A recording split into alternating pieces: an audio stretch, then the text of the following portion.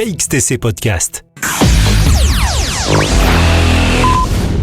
En ce début de l'année 2022, voilà encore une occasion pour nous de parler de la station SNSM de Bandol dans le Var. Nous avons demandé à David Amico, patron de la vedette Saint-Elme 2, des éléments sur le bilan des activités 2021 de cette station. Il y a une activité très soutenue sur la station de Bandol. C'est en tout 659 heures passées en mer. 102 personnes secourues, on pourra dire, entre le Cap-Sissier et l'Élec à Saint-Cyr. Il y a bien sûr la manière dont sont secourues ces personnes, avec, j'imagine, des conditions météorologiques et des conditions de mer. Vous êtes justement patron de la vedette Saint-Elme 2. Qu'est-ce que ça fait d'être patron de cette vedette-là par des conditions de mer pas toujours évidentes ? C'est une fierté d'être patron de la SNS 164 Saint-Elme 2. Patron aussi d'un équipage de bénévoles qui s'engagent jour et nuit pour aller secourir les personnes en mer, par des conditions parfois très difficiles, mais aussi par des temps assez cléments. Nous allons récupérer des personnes qui ont bien souvent des problématiques de bateaux en panne, bien souvent de bateaux qui sont mal entretenus et qui tombent en panne. Il y a la vedette, mais il y a aussi ce qu'on appelle un semi-rigide. Quel est son rôle ? Le semi-rigide, le SNS 665, est un support pour la vedette, un apport important qui amène les nageurs de bord au plus près des victimes et des bateaux qui sont en détresse pour faire la première partie, l'évaluation des dommages, par la suite le premier secours et l'apport de matériel et de la remorque pour pouvoir déséchouer et prendre en remorque le bateau. Durant cette année 2021, il s'est passé quelque chose de particulier au niveau de la station de Bandol. On va parler peut-être d'un anniversaire.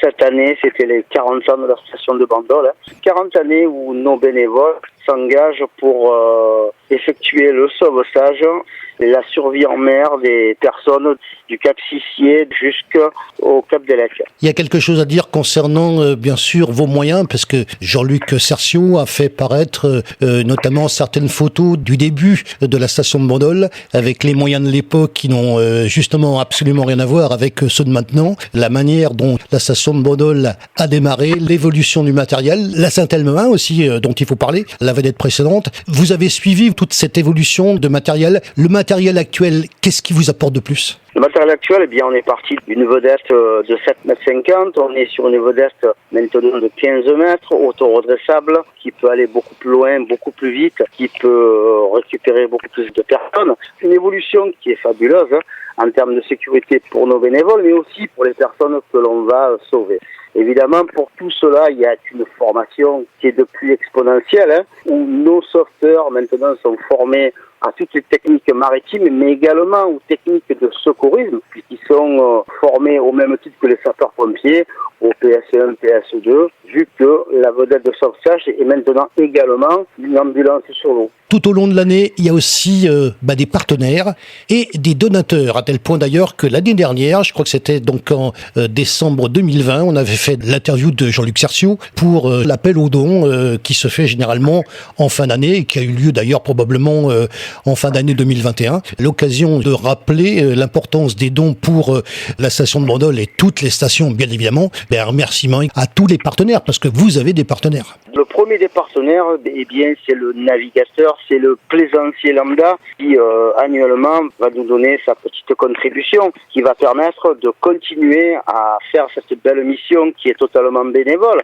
mais qui a un coût. Une vedette de sauvetage telle que la Saint-Elme 2, actuellement, c'est un budget d'environ 100 000 euros par an. Ces 100 000 euros, il faut bien qu'on aille les trouver pour continuer à entretenir ce bateau et partir en toute sécurité. Un grand remerciement à nos donateurs, mais également un grand merci à ces grands donateurs qui nous soutiennent depuis des années et qui nous permettent de continuer cette belle mission. Quand vous partez en intervention comme ça, vous êtes combien à bord ? L'équipage classique de la Saint-Elme 2, c'est 6 personnes, comprenant un barreur, un patron, un radionavigateur, un équipage de 3 personnes.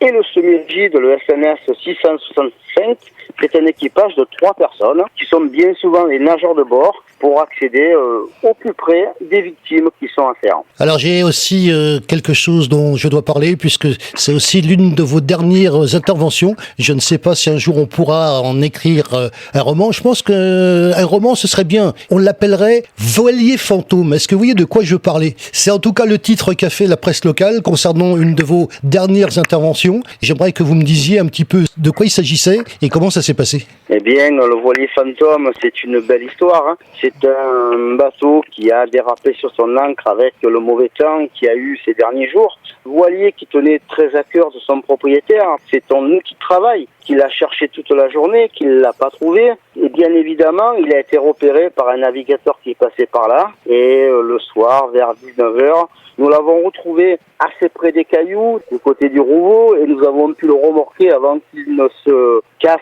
dans les cailloux. Son propriétaire était aux anges parce qu'il va pouvoir continuer son activité. C'est une belle image pour notre première intervention de l'année 2022. KXTC Podcast.